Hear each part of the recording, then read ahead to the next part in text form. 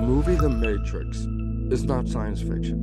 The movie Matrix is a documentary. What's the red pill? Most of you out there at some time had fallen in love with somebody. I say, well, your life was blah, blah, blah, blah, blah. Then you meet this person. 24 hours later, your life is different. Your life, oh my God, I'm so in love. I love my life. I'm in love. You went from blah, blah, blah, and 24 hours later, you have heaven on earth. I said, how'd that happen? Falling in love, scientists have recognized, is the red pill. And when you fall in love, you stop playing the programs.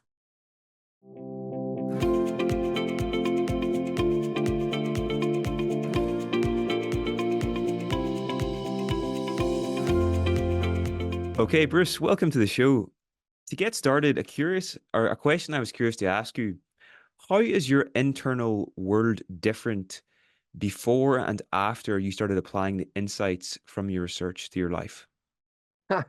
Well, the difference is, am I living the life that I want versus living the life that I had? That's the big difference. The big difference was I understood the nature of my being a creator of my life, not just a consequence of my genetic activity, and switched the life that I was successful at the scientific level. But I have to admit, my personal life really sucked. It wasn't anything that I want to be proud of. I couldn't get a relationship off the ground for nearly 40 years, 40 plus years, because of things that I hope we're going to talk about in nature of programming. And so the big wake-up call is this: myself and all of us, we're not living the lives that we are the creators of. We're living the lives we have been programmed to live. And that when we understand that, then all of a sudden it says, but I have the option of changing the program. And I go, yes, that's where your personal empowerment comes from. And so we can talk about the mechanisms. There's so many mechanisms. And one of the biggest events in my whole life was when I was working on the nature of how environment was controlling genetics and behavior, was to recognize that our identity, who we are as individuals, you, Niall, me, Bruce, anybody out there, who are we? Well, we associate it with this physical body. And my research revealed, oh my God, no, the body is like a television set receiving a broadcast. We are the broadcast. The bodies are the television. And with awareness of this, you can change your programming. And the biggest thing that ever hit me in my life was, as a scientist, excuse me, as a scientist, I had no belief in an afterlife or spirituality. As a scientist, it was genes, DNA, proteins. You're here, you're dust, back and back, blah. When I understood the nature, and this is the part that hit me, is we cannot exchange cells and organs with each other. I say, why not? Because if I put my cells or organs into your body, your immune system will say not self and then eliminate them. And I say, so that means nobody can exchange parts. I go, no, because each of us has immune system, not self. Well, as a biologist, what was not self? What was the immune system looking at? And the answer was amazing, because self is determined by a set of protein receptors on the surface of the cell. Receptors are antennas like. The human, I'm sorry about my throat, but the human has receptors on its skin, just like the cell, but ours are complex: eyes, ears, nose, taste, touch, pain, temperature, that we read the environment with these receptors. Well, the cell has receptors on the outer surface, and there are a special group of them called self receptors, which is an interesting name. And I go, what do they represent? I go, personal identity. And I go, what do you mean? I say, no two people in the world have the same set of these protein antennas on their outer membrane. I say, this is what makes us different. I say, oh, these are the self receptors that make myself different than yourself. I go, yeah. But when you understand the nature, which I didn't at the time, but has since learned, of quantum physics, those receptors receive an environmental signal. And I go, oh, wait a minute. Then what makes us different are the antennas, but the antennas are actually receiving an environmental signal. And that means no two people are receiving the same environmental signal. And all of a sudden I said, yeah, but what was so important about it? I said, the body's like a television set. The signal is a broadcast. I go, yeah, so when I say, well, if you're watching TV and the TV breaks, the TV's dead, it doesn't work. And I go, is the broadcast still there? And the answer, of course it's still there. And all of a sudden I said, oh my God, we are like television sets receiving each a special broadcast through our own special set of receptors, tuners. And I say, so what's the point? I said, well, if the body dies, did the broadcast die? And I go, no, the broadcast is always there. I go, well, wait a minute. Then what would happen if an embryo in the future came up with the same set of self-receptors I have now? I go, oh, geez, reincarnation. I said, oh my God, why? My identity didn't die, my television died. And then I go, and this was really critical for understanding the future of our world.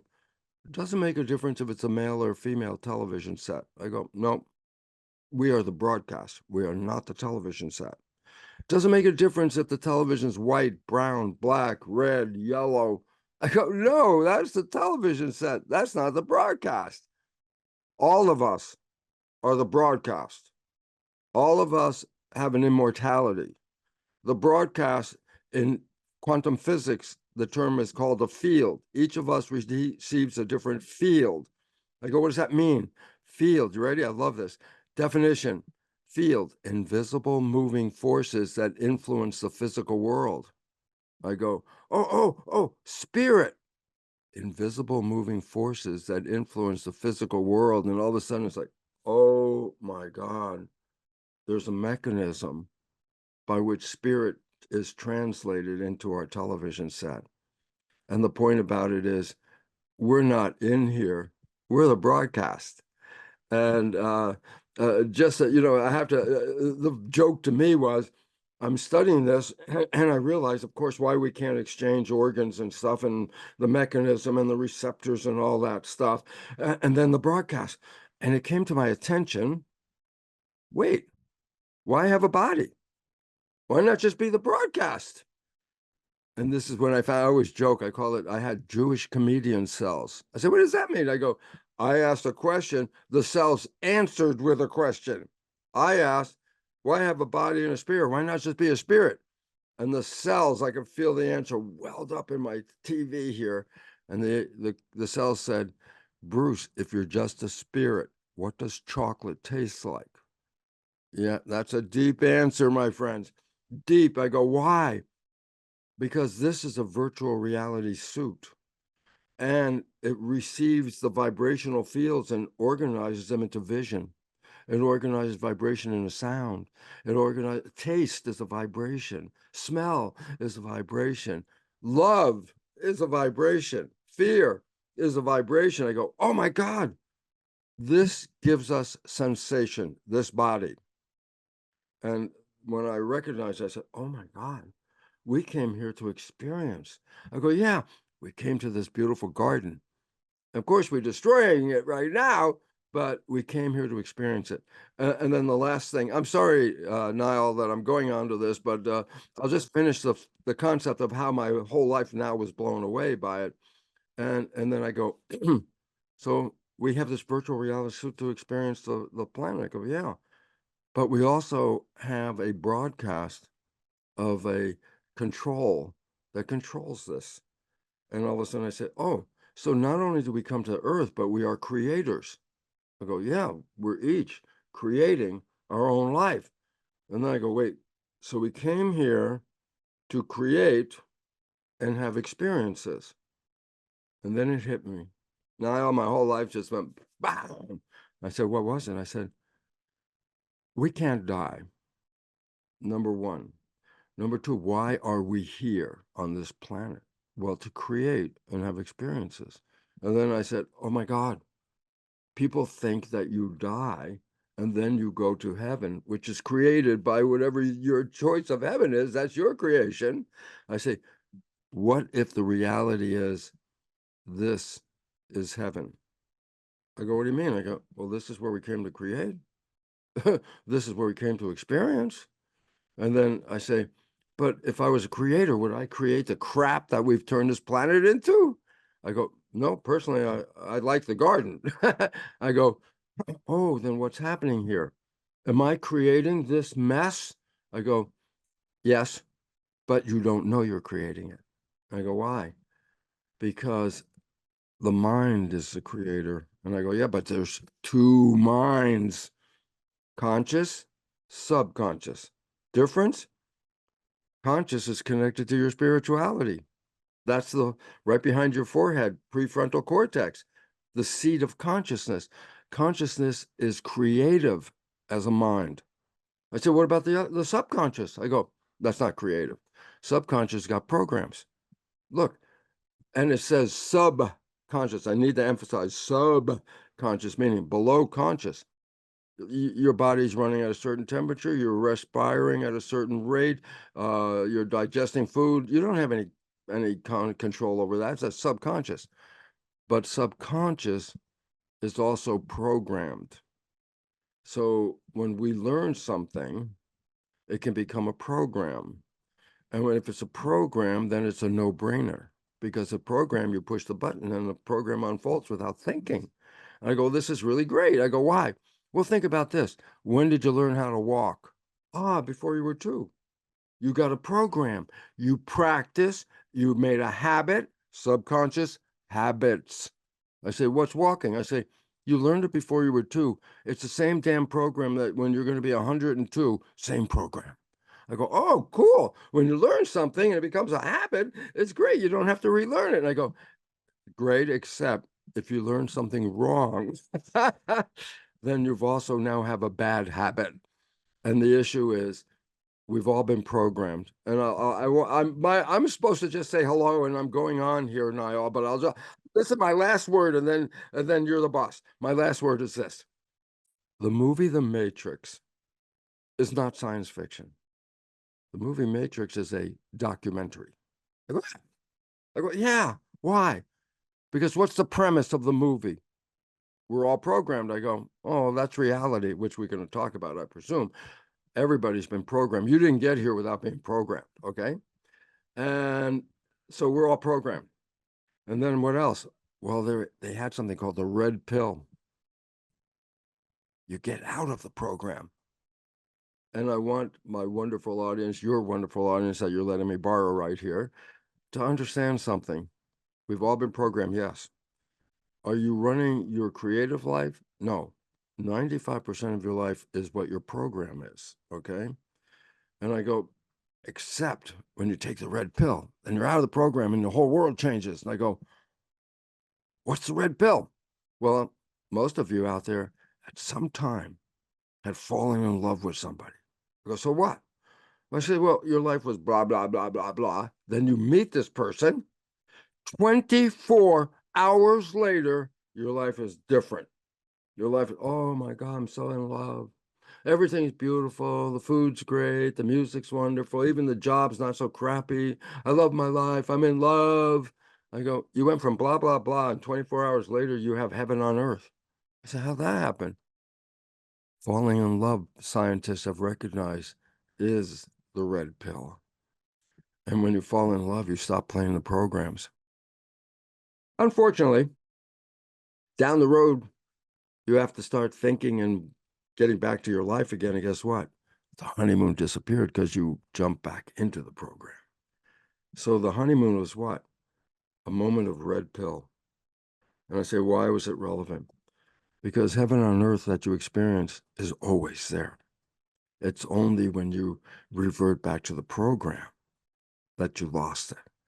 And the simple solution is you can change the program. And if you change the program, then heaven on earth is not a short honeymoon, but a lifetime experience. And thank you for letting me open my mouth and talk a lot, Niall. Wow, wow. There's so much there. My God. Okay, so the question that's most top of mind for me right now, based on what everything you said there, is it possible to exist in that kind of permanent heaven on earth honeymoon state? Like that, every interview I've seen seen you in and heard you in, that seems to be your natural state of being now. Is it possible to live this way consistently, or do you have bad days as well? No more bad days. It doesn't mean everything works. This is important. But what it means was in the old days when it didn't work, it was like,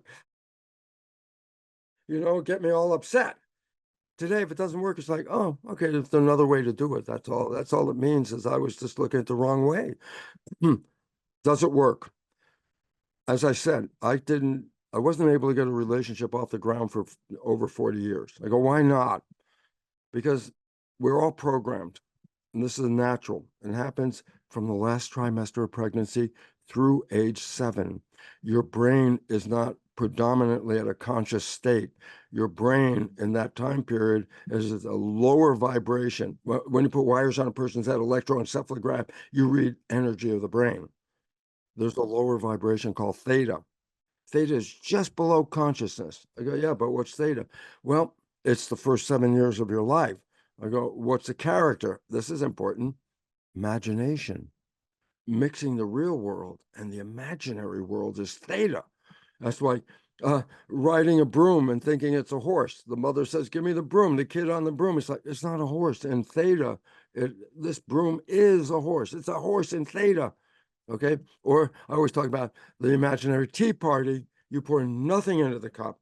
You drink nothing. It's the greatest tea you ever had in your life. I go, that's the character of theta when it's working. But theta is hypnosis. Okay. And I go, so why is that relevant? And here's the whole reason behind it. How many rules do you have to learn to be a functional member of a family and a functional member of a community? Thousands of rules of how you behave, everything of how you talk to people. How a father talks to his own kid is not how the father talks to the neighbor's kid. It's not how the father talks to his partner versus how the father talks to the neighbor's partner. It's not how the father talks to the policeman. Oh, each of those is a different program. I go, yeah. And when you have to learn thousands of programs and you're an infant, what are you going to do? Go to school? No. Can't read. You can't sit at a desk. How is a kid going to learn thousands of rules? Nature took care of it. It said, I will give you a state of theta hypnosis for 7 years. And during that time period, you will observe your parents, your siblings. You'll observe your community.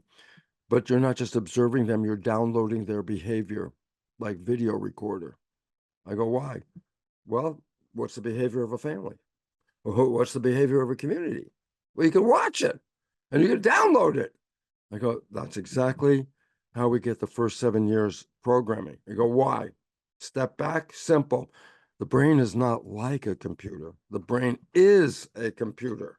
It's an organic computer with every functional piece of the laptop computer functional in the human brain. And the example that I just give simple, you buy a brand new computer in the old days, you bring it home, you push start, boots up, screen lights up, and then I say, okay, do something. You go, no, I can't. What do you mean? I take a brand new computer. No, I got to put programs in first. Oh, read, write, surf the web. I got to put programs, otherwise can't use it. I go, this is exactly the same for the human brain. You cannot use your brain and consciousness until you have programs. And so nature gave us the first 7 years program. I say, what do? Just watch. Just watch. You're downloading. Your visual, your eyes and mind are the recorder, the video recorder. I'm learning. So I say, what happened in my case? Well, we watch our parents. Those are the cues of who we are, how we should behave. Our partner should be like our parents' partner. And we get this. Why? Programming. This is what life is about. This is why kids grow up like their parents. I go, it's not an accident. That's program. So I go, so wait a minute. I said, so I get programming for 7 years. I go, yep.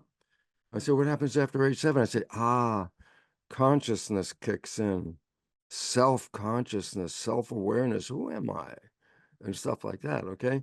So I say, so what's the significance?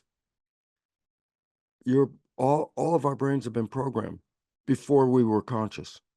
I say, what? That's just how you get the damn computer off the ground. Once the program's in, then you can type on the keyboard and add your information. Aha, consciousness. When that level goes from theta to alpha, the next conscious level, then you have access to the keyboard, and now you could put your wishes and desires into the machine. And I go, absolutely 100% true. I go, so I've been programmed. Who did I get my program from? I watched my father. Ooh, got a problem. My father and my mother were dysfunctional in their relationship. What do you think I downloaded? Dysfunctional behavior. Why? I downloaded how my father behaved. I said, what was the relevance? Try and make a relationship with somebody who then is introduced to my father's behavior playing through me. It's like, goodbye, no relationship.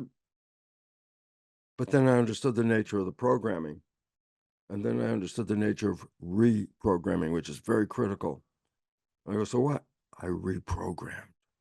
And I said, what?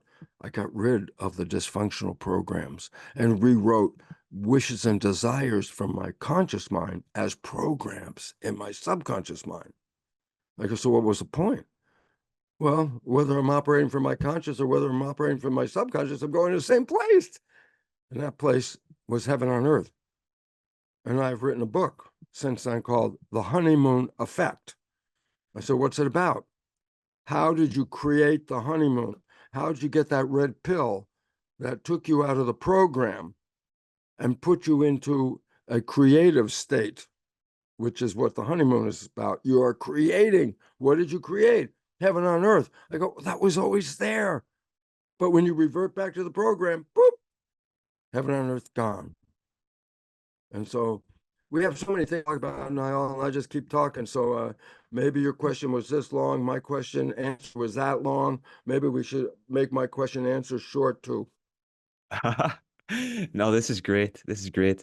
Okay, so the next question that follows on from that then is, once you became aware that you had all of these dysfunctional programs, how did Yes. you personally go about rewriting them? Okay, very important because that's all absolutely. That was the hard part of my life because as a scientist, I understood all the mechanisms from the molecules, the energy frequencies, and everything getting up to that's we got programs.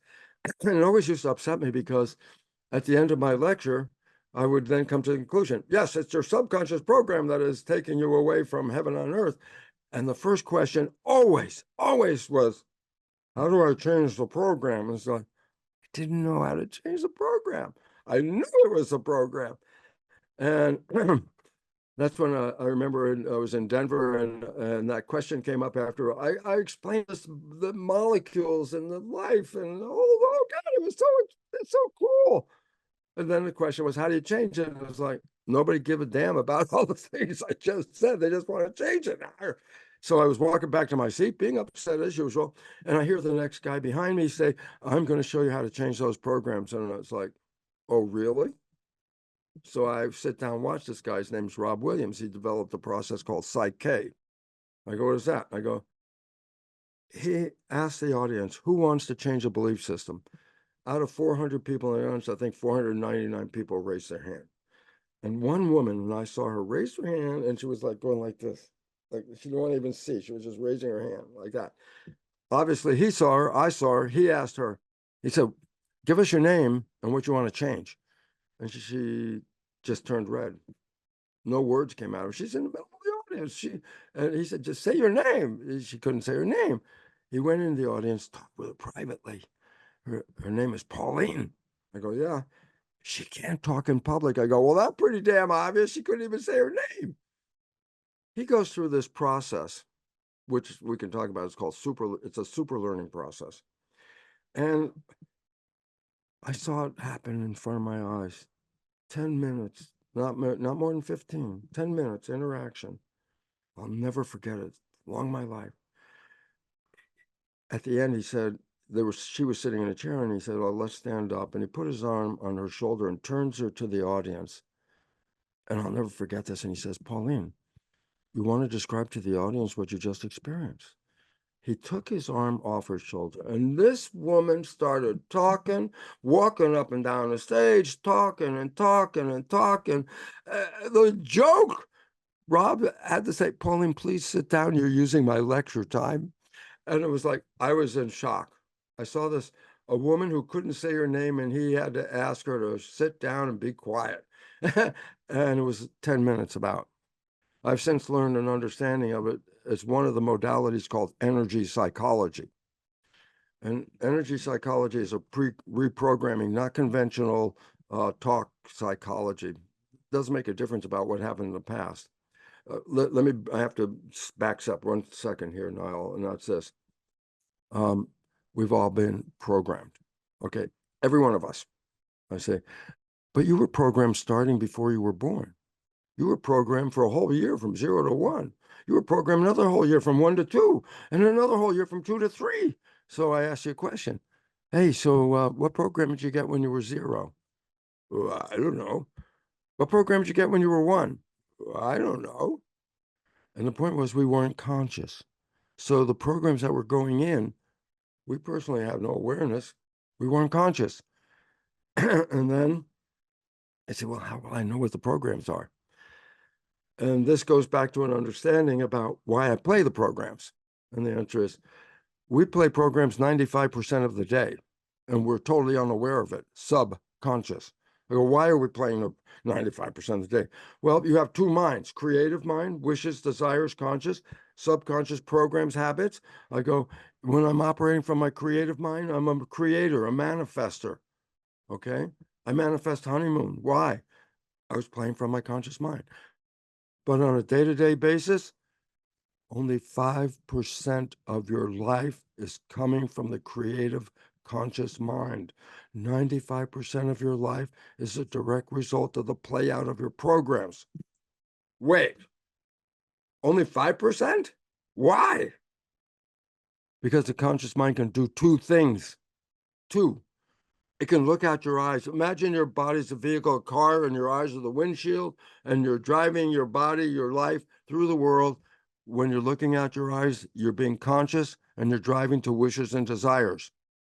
But, and this is it, you can think. I go, so what? I go, no. When you're conscious, you're looking out.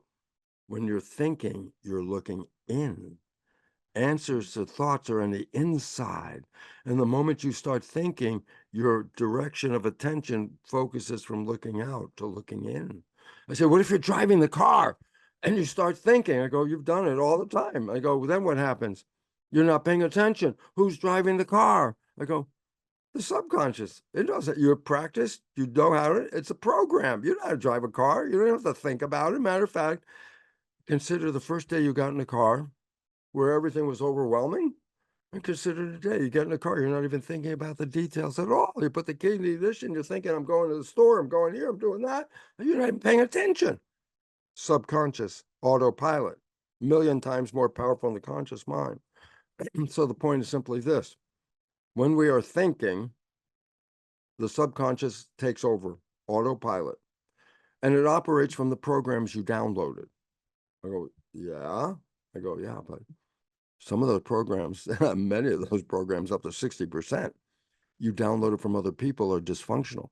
Like I downloaded my father's behavior about relationship, totally dysfunctional. Okay.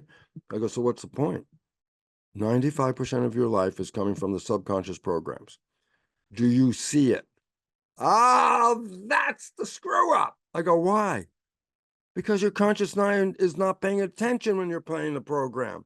Your conscious mind's inside thinking. The program is playing without you seeing it.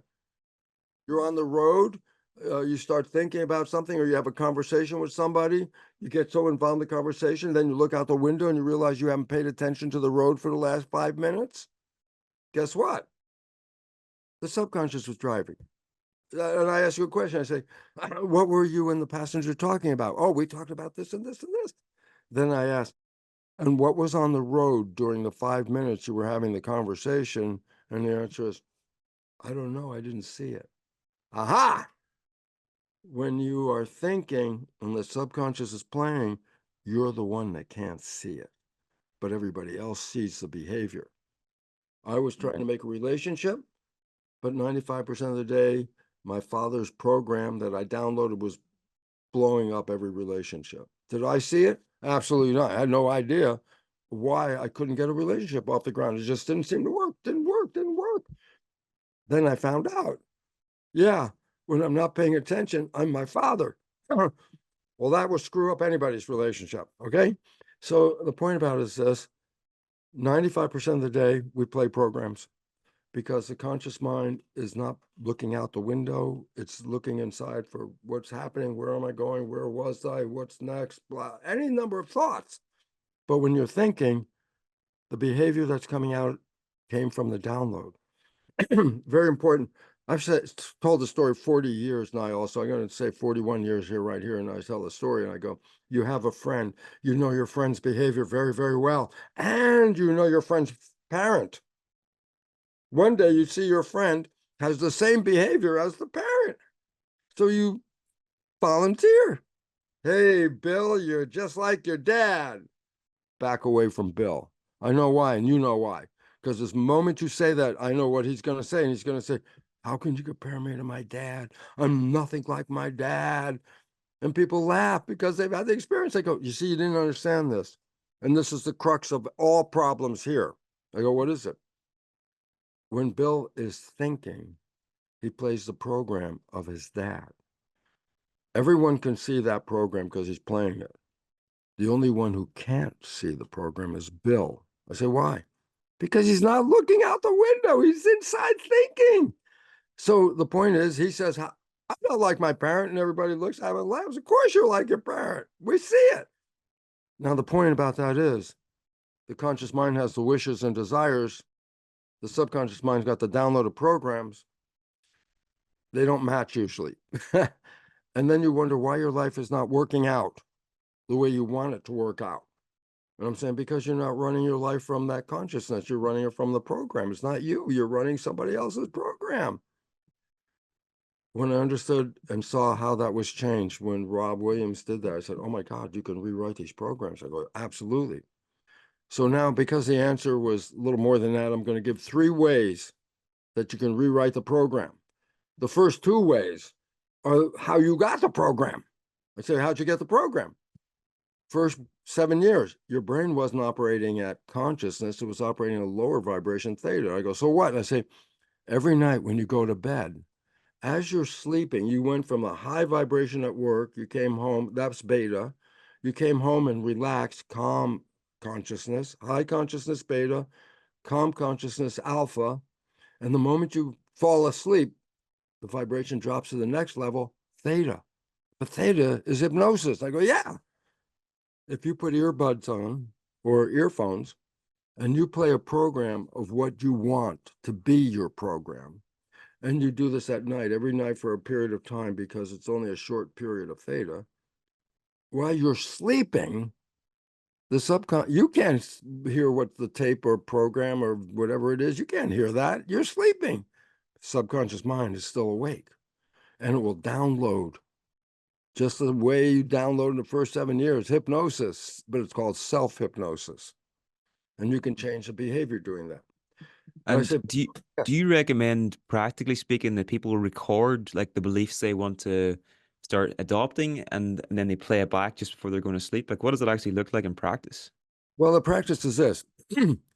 Whatever you are programming, there's a rule. And the first rule is this: the program has to be in what is called the present tense, as if you have it now. In other words, let's say I'm unhealthy and I want to be healthy. Okay, so let's say I make a recording. I want to be healthy. I want to be healthy. I go, great. Let's come back next year, a whole year. Let's hear that recording again. I want to be healthy. I said, wait a minute. You whole year you said I want to be healthy. You never got healthy. You're still wanting. How are you going to get healthy? And the answer is you program, I am healthy. I am happy. I am lovable. I am safe. Actually, those are the 2, let me just tell the audience right now, the 2 beliefs that are most influential, and 80 to 90% of everybody has these beliefs that take away the power. The first one is, I love myself. 80-90% of the people will never test positive for I love myself. I go, why not? Because when we were young, we were criticized. Not good enough, not smart enough, not lovable, not deserving. Parents said those things. They didn't mean it, but they were just irritated, usually. Kids crying at the toy store, I want the toy, and the parent wants to go, and you go, you don't deserve the toy, and got out the door. I go, but if the child is under 7, those pronouncements are programs. And I say, yep. And this is why 60% of the programs that we got from 1 to age 7 were from downloading experiences that were disempowering, self-sabotaging, or limiting beliefs. Not good enough, not smart enough, not healthy, not deserving, not lovable.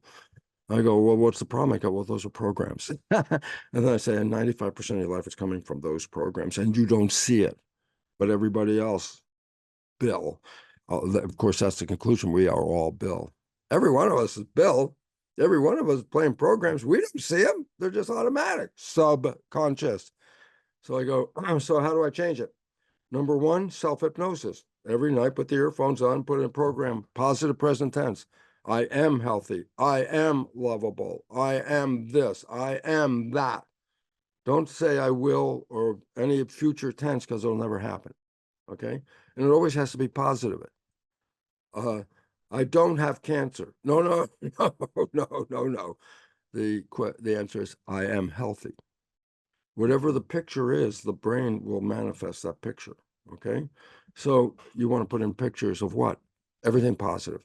So self-help, the self-hypnosis, you want to write it? Great. And you repeat it over again. And you talk to yourself. I am lovable. I am a happy person. Blah, blah, blah. And repeat it. Why? It's a loop. And when you're sleeping, the repetition makes it self-hypnosis better. Okay? Number 2, as I said, after age 7, we get programs. You learn how to drive a car. Okay? Learn how to play a music instrument. What'd you do? Repetition. Practice. It's called habituation. You make a habit and you follow the habit as a regimen, just like you're practicing to be on a sports team, practicing to play a music instrument. You want to practice driving a car, get in the damn car and practice. You have to do it. So the second way of changing a program is create a new program and practice it and make it a habit every day. Okay.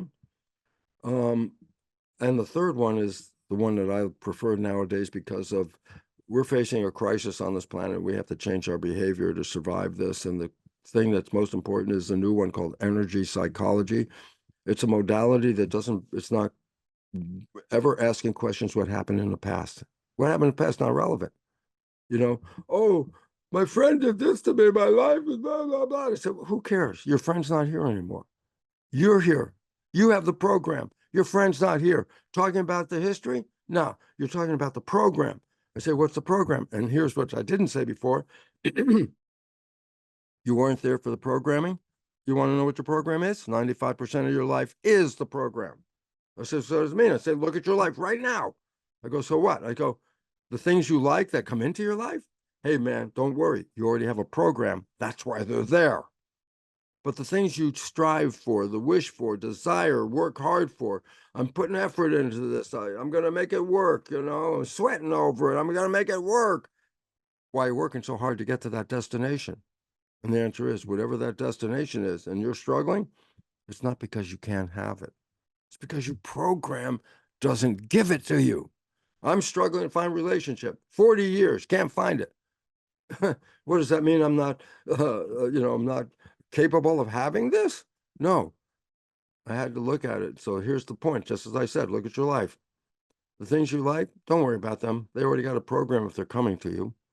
The things you wish for and desire, if you're struggling, it's not because the universe won't give it to you. Those destinations are not covered by your program. Bottom line.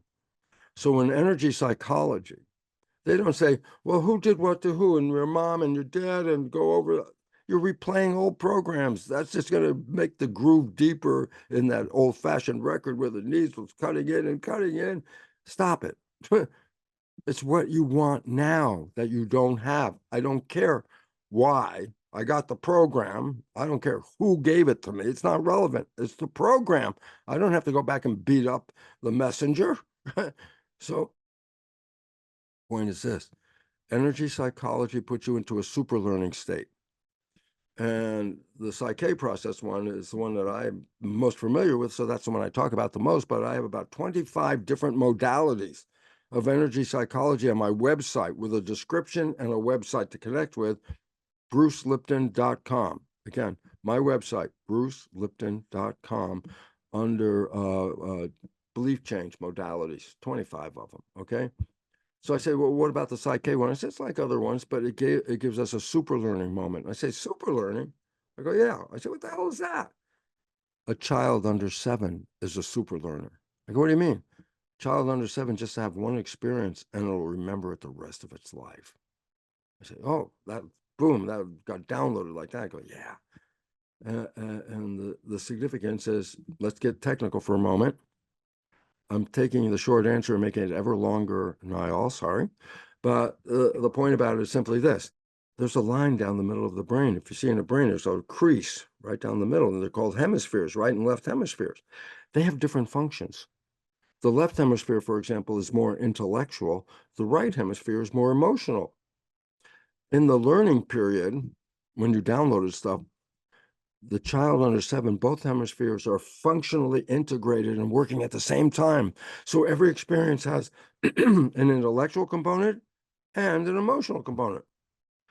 But after age 7, they don't physically separate, they functionally separate. I go, what does that mean? It's like it's called ultra radiant. It's a pattern. I go, what? Sometimes during the day you're more intellectual, left side. And then a few hours later, you're more emotional, right side. And then a few hours more later, you're more left side. Then you're more right side. You're not both of them at the same time after age 7. I go, so why? If you want to change the program, you have to bring them back together again. And because every action, every experience had an intellectual, emotional place. So if I say I'm in my emotional brain, I go over the program, I go, oh, the intellectual aspect of that thing never touched because that part of the brain wasn't working.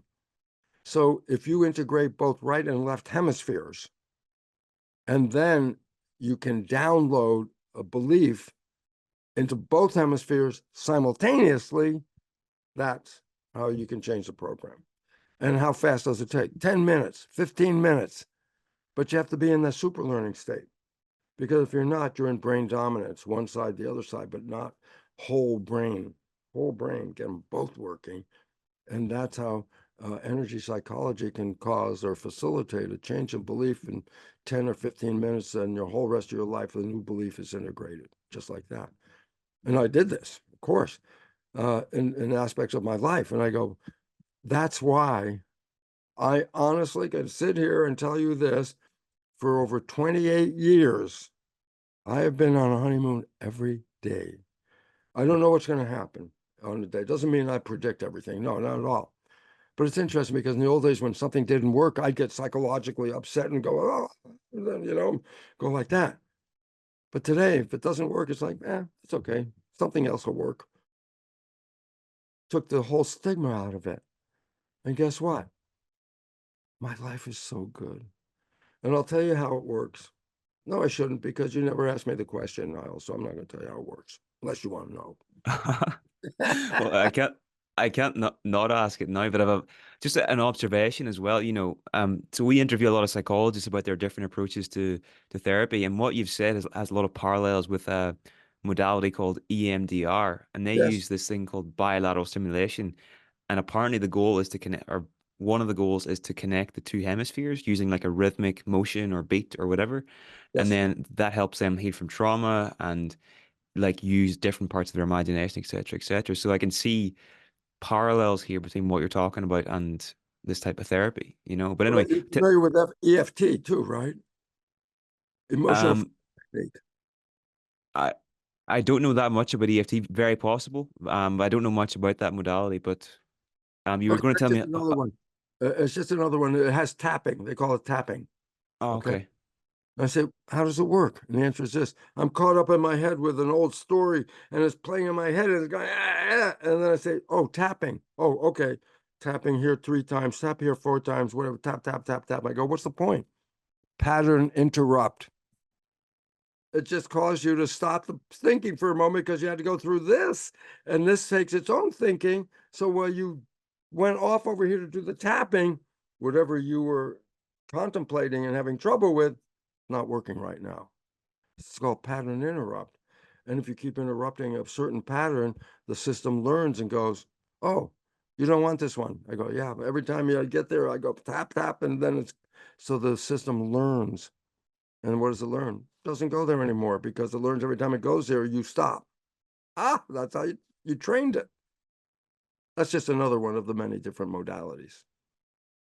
Wow. Okay. Okay. Now, we're talking here about things that are very beneficial on the individual level. Something I'm curious to ask you because of your approach to life, your mindset, and all of the work that you do is, are you hopeful for the future of humanity? And what do you make of all of the disintegration of the structures we see in society today, like governments, Yeah, big institutions? What do you make of that seeming to be very simple. not going very Very well? simple. Here's what it is. We're not paying attention to it because we're focusing on the little fires, the little chaos here and the little chaos here and the chaos over there, and look at each one of them and go, oh, something's going on. Oh, it's racial, religious, political, economic, blah, blah, blah. I say, it's all one. I say, what is it? We, as a civilization, are not sustainable. I go, what do you mean? If we want to keep the world running just the way it is today, let's say, okay, just keep it running the way it is today. Scientists have recognized it takes 1.6 planet Earth to provide the resources for today's civilization. Well, it's a simple mathematic. There is no extra 0.6 planet Earth. We've been pillaging the planet beyond its ability to support us to the extent that we are causing a collapse of the web of life. This is an extinction process, and we're going through it right now. And the point about it is this: we are the virus in the garden. Human civilization has not learned to live in harmony with the planet. And nature, who is the planet, says, we don't need no stinking humans because the humans are destroying it. So everybody goes, yeah, well, the truth is we are on the edge of what is called a mass extinction. And the point is that they say, oh, the earth will be ruined. I go, no, the earth will be very glad we're gone because it restores itself right back to the garden. Example, Chernobyl has that radiation, all over the place there. And they made what is called the zone of exclusion, meaning people cannot live within so many miles of the burned out reactor. I go, so what has happened in the zone of exclusion? No people are there. Guess what? The whole place is turned back into nature.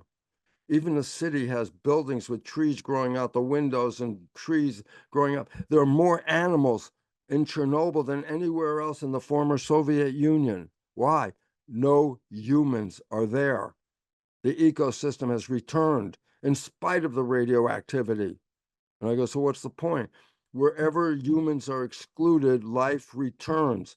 So the important part is, so we're facing extinction. I go, not the planet. We're facing extinction. And that's because we're not living in harmony and we're overextending ourselves on the planet, undermining nature, polluting the air, the water, the soil, taking the resources and squandering them. And the point is, science has recognized this for 20 more years. I wrote a book called Spontaneous Evolution. I wrote it based on the scientific evidence that we are destroying the environment from which we came. We are the environment. We didn't get put here. God made the planet, made nature, then said, let's add some humans to the top. No, we came from the nature and grew up in it. Point. If the nature goes, so do we. And we're destroying it. So the biggest issue here on the planet is the chaos is misdirected because we're all looking at the little local fires. Or they say the trees. Here's a tree, a political tree. Here's a gender tree. Here's an economic tree. Here's a racial tree. Here's a religious tree. Where all these trees. And I go, pull back, and all the trees make the forest. The forest is in trouble. And it has been known by science. Look, NASA scientists here in the United States in 2016 published an article that said, and this is a headline, civilization is facing an irreversible collapse within the next 20 years. In other words, it's irreversible, meaning, oh, we're going to just sit here and everything will get better someday? Not unless we change who the hell we are. We have to go back to the indigenous time. The Druids in Europe, the Native American Indians, the Aborigines in Australia. These people from 10,000 years ago realize we are in a garden and that we are gardeners of said garden. We have lost that we are gardeners till we have dominion over the garden, meaning we control the garden. I go, and how's that working out? I go, well, we're facing extinction. I don't think we're doing a great job right here. And the point about it is, how are we going to survive? The answer is, we cannot fix the current system because it's the system that is causing the problem. I go, what does that mean? It's like Einstein quote something, you know, if you don't change the cause, it's insane to think anything's going to change. And so what are you seeing? You're seeing a collapse. I go, so what? I go, oh, it's collapsing. I go, yeah. You know what you do? Don't stay in the collapse. Get outside the collapse. Buckminster Fuller, futurist, told us, you don't go and change the system. You step outside and create a different system. And your job, Niall, has been very much a major part of this. Your job, knowledge is power. Your job is to provide knowledge to people to help them get through from the destructive phase of human civilization that is collapsing and has to collapse. You can't fix this because what we have today is the cause. So it says, what are you going to do? You bring it down and build a new one. Civilizations have come and gone. Yep, there was the Roman civilization, the Greek civilization, the Egyptian civilization. Where are they? They came and they gone. And we have the current civilization. It's on its way out. Can we change it? I say, no, don't. If you keep it the same, we die faster. We must move out of where we are and recognize our human behavior is self-destructive. We're destroying ourselves and the planet at the same time. I say, where is this coming from? Programming. I go, what's the big program problem? I got a sensitive point about that. And the big sensitive point is Charlie Darwin. Charlie Darwin? Yep. What is the summation of Darwinian theory? Survival of the fittest in the struggle for life. I go, what's that mean? Oh, it says life is a struggle. It's hard. And only the fit are going to survive. So there's going to be competition here.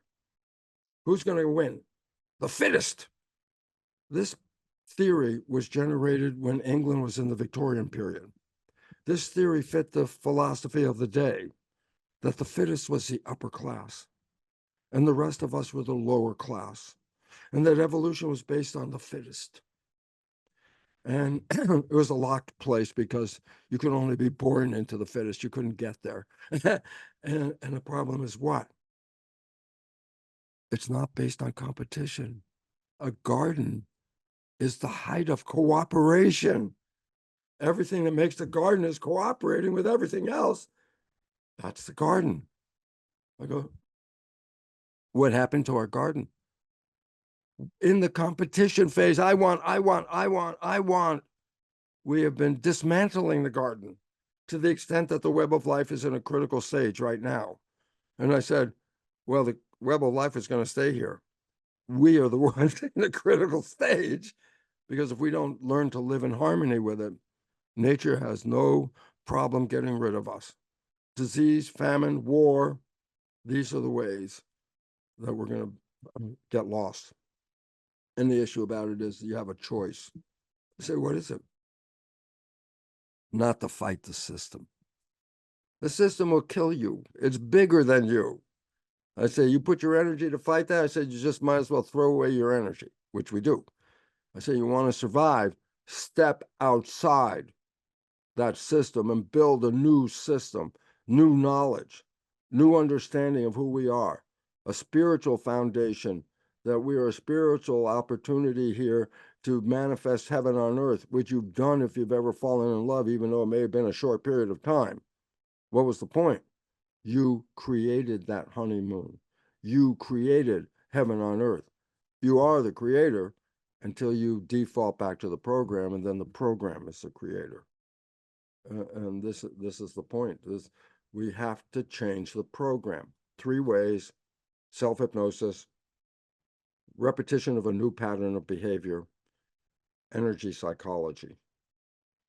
There are 3 ways. And if you try to change it any other way, it will not work. You can say to yourself, I will not pay attention to that old program. I go, you had no control over the old program in the first place. I don't care what your opinion is about it. The old program beats you because the only way you can avoid it, there's 2 ways. Stay mindful, which means stop thinking, which is the honeymoon. Because if you stop thinking, you stop playing the program. That's how it works. And number 2, rewrite the program, which is the most effective way, because we live in a world that's too complex, where thinking is a required way of life every day anyway. You got to think. There's no way out of here. Okay? So the only real way is to change the program. Does it work? Well, technically it does. And for me, experientially, most fabulous thing that ever happened in my entire life. Why? I'm 80 years old and I don't feel more than some 40 years old, or even 30. What the hell do I know? What's the point? I'm not going to age the way when people, when I was young, people 80 years old were dead. Now they're all over the damn place. I go, why? Change the belief system. You can have heaven on earth every day of your life. You created the honeymoon. If you understand the mechanism of it, that same mechanism can be used to create the honeymoon forever. But if you didn't understand how you had the honeymoon and how you changed it, then it's like, wow, what a coincidence. I don't know what happened, but here I am. Now it's gone. I go, uh-oh.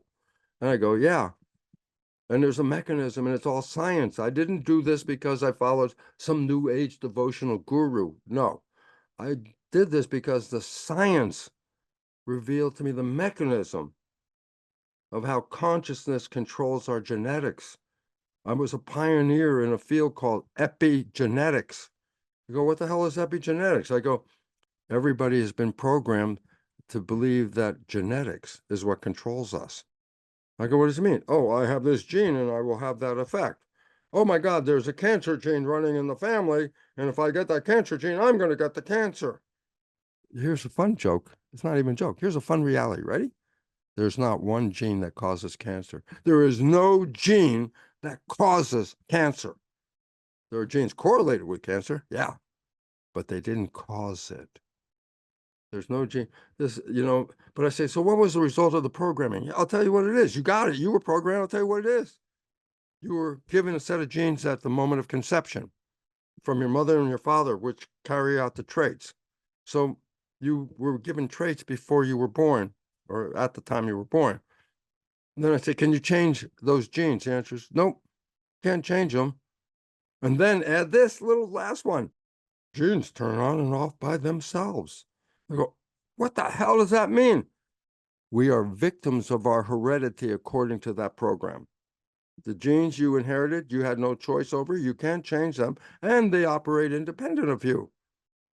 And I go, oh, we've been programmed to be what? Victims.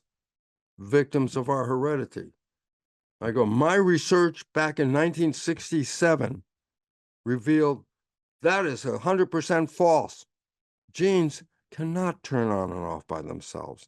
Genes are blueprints to make the proteins of the body.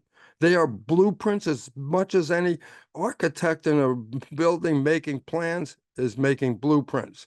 I go, why is it significant? So go into an architect's office and she's working on a blueprint and ask her, is your blueprint on or off? She would look at it and say, what are you, crazy? There's no on and off to a blueprint. Ah, that's the point. Genes are blueprints. They can't turn on and off. They can be read and not read But that's not determined by the blueprint. That's determined by the architect. And my research revealed how the mind's secretion of neuropeptides and hormones and emotional chemicals are the result of the architect sending information to the cells to control genetics. I was 23 years ahead of science in identifying what is called epigenetics. Epi means above. What do we call skin? Epidermis. What does that mean? Well, just below the skin is a layer called dermis, and above the dermis is skin, above epidermis. I said, what's epigenetics? Control epi above the genes. The genes do not turn on and off. They are controlled by your consciousness or your subconscious, to be actually more accurate about it. And therefore, we believe that we are victims and we've been programmed to be that. Consider this. A child gets adopted into a family where there's cancer running in that family lineage. The adopted child is going to get the same family cancer. But the adopted child has completely different genetics. What's the point? Cancer is misprogramming. 90% of illness on this planet, 90% minimum, is due to stress. I go, what's stress? An interference in our life plan. Stress. I don't care what it is. I want to buy a new car. Oh, I don't have the money. Stress. I want to do this. I can't do it. Oh, stress. Stress is anywhere that prevents you from getting someplace. 90% of illness is due to the chemistry of stress, which is released by the brain in a perception of stress. That chemistry of stress shuts down the growth in the immune system of the body and puts us in a state of protection. Protection and growth are completely opposite. You can't do both at the same time. Growth, you go to a stimulus and your arms are open and you take it in. Love, you go to love, arms open, take it in. Protection, you go away from the stimulus and you close yourself down to ward off the threat. Point. Growth, go to the stimulus. Protection, go away from the stimulus. Growth, stay open to assimilate. Protection, stay closed to wall off. You can't be in growth and in protection at the same time. And in today's world, we are forced to live in protection. Just follow the news, follow the media, follow the threats. Every day, the threats, the threats, the threats. And we have been programmed to shut ourselves down. Why 90% of illness is actually due to the stress, because it interferes with the immune system and it interferes with the growth of the body. How much of a disease is connected to genes, where we put all our money into that medical research? We want to find the genes that do this and the genes that do that. And I say, how much disease comes from genes? Less than 1%. Less than 1%. We put all the money into that basket when the problem was stress. Guess what? We can manage stress. You can't change your genes, but you can change the stress. And this is what your work, Niall, is most important, bringing people the awareness, the knowledge. Knowledge is power. Another way of saying the same thing, a lack of knowledge is a lack of power. What you don't know can kill you. And this is why I'm so honored to be on your show, because I want to be a contributor to help people get some new knowledge about how powerful they really are, except in how something such as programming has interfered with that power. And it's the programming that's invisible. And that's why when people are playing these negative programs and they don't see them, but the people hearing those programs responding in a negative way, the person who just made that program looks out and goes, oh my God, these people are interfering with my life. I'm a victim. These people make me a victim. I go, no, they were just responding to your program you didn't see you were playing. And I say the point about it is, and we're responsible. We're responsible to create heaven on earth, and we're responsible to recognize we're participating in the mess that is now unfolding in front of us. And through all the other speakers that you've had on this program, Niall, there's a lot of information that says, take your power back. because the knowledge that you were a victim, that's 100% wrong. We are the creators. Wow. Okay. Well, Bruce, that's a great note to end on. I just want to say thank you so much for your time. You are I a didn't man give you on a a, chance to talk. No, you can talk now for an hour. Just go ahead. I'll sit here and be quiet. don't worry, I'm not a big talker. I just want to say, you're a man on a mission. I hope whenever I'm 80 years old to have as much energy as you have. It's infectious, like I feel energized even being in your presence over this call, so that's incredible. I read The Biology of Belief. I think that was one of your earlier books whenever I was Yeah. around 20. 2005. It had a massive impact on me. So I definitely recommend people pick up that and also The Honeymoon Effect. And your website is brucelipton.com, and on there they can find all of these Lots different of types stuff. of. Everything we talked about is downloadable on my website. Perfect, perfect. Okay. Well, Bruce, thank you so much for your time, and I want to wish you the best going forward and all the work that you're doing and all of the good knowledge you're putting out into the world. Thank you very much. Niall, I want to thank you very much. But more importantly, right now, let's thank our audience. Our audience are the cultural creatives. The people are looking for answers to get outside the damn box. And so all of you that are out there, to me, are the important ones. You're thinking. And let's put that thinking into a more positive approach. And if everybody had the honeymoon effect at the same time, then the earth is heaven on earth. And that's what I think our intention is. Fantastic. Thank you, Bruce. Thank you. Thank you for listening, and I hope you enjoyed the show. If you'd like to hear the full version, you can do so with the Weekend University Premium membership. This gets you access to our mastered library of over 5 years of psychology conferences, including over 230 talks and interviews with the world's leading psychologists, professors, and authors, unlimited CPD certification, transcripts, quizzes, premium passes for our annual conference, online courses with Richard Schwartz and Deb Dana, and more. The cost is £97 for 1 year, which breaks down at around 27p per day. The best bit is you can try it out for 30 days completely risk-free, as all orders come with a 100% money-back guarantee.